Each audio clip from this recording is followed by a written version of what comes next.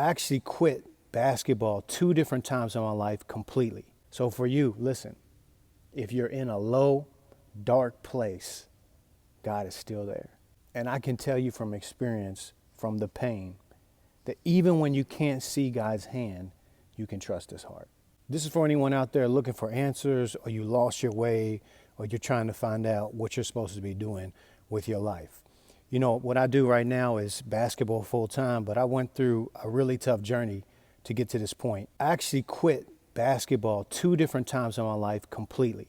The first time was after my freshman year of college. I had college scholarship. I went there, it didn't work out. I actually think I was depressed at that time, that whole first year. And I quit basketball entirely. I came back home to Louisville and everything just started down spiraling from there. And I really was just trying to find myself, like find my identity, like what my purpose was. And when I thought everything had completely fallen apart and I was supposed to be in my sophomore year of basketball, school had started, I had dropped out. On the same night in that fall, I found the Lord, I became a Christian, and I found my wife on the same night. So even when things felt like they were falling apart, God's hand was on it, and I was actually right where I needed to be in my own personal journey. Soon after I got married, I ended up making a comeback to college basketball. I was an all-conference, all-American there, and then I quit basketball again. And anyone who ever had an injury or you quit just because of time, that sport, man, it's like a death. It's really hard to give up your first love. So I'm trying to work, and I'm honestly not that happy, and gain a little bit of weight and trying to figure out what I want to do. I want to coach. What do I want to do with my life? Do I want to be a fireman? Do I want to be a teacher or an accountant? What am I supposed to do with my life?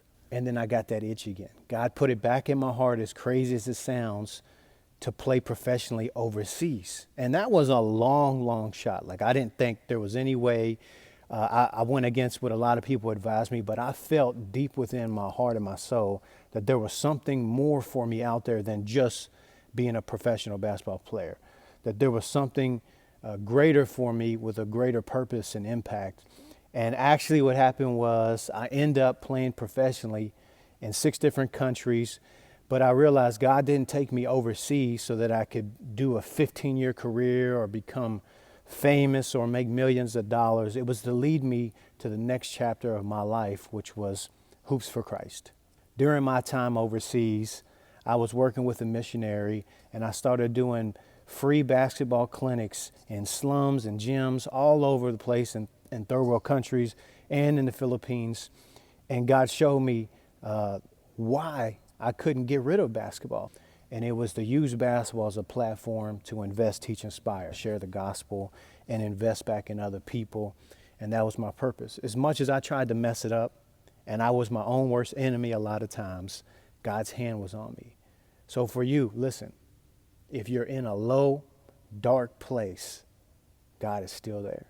And I can tell you from experience, from the pain, that even when you can't see God's hand, you can trust his heart.